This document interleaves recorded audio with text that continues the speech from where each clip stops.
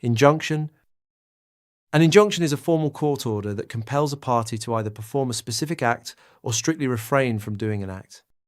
In Scottish law and some European civil systems, it is often called an interdict, while the general public commonly calls it a restraining order. Injunctions are an equitable remedy used extensively in the US, the UK, and Australia. Courts issue them when simply awarding financial damages would not adequately repair the harm caused. They aim to prevent immediate and irreparable injury.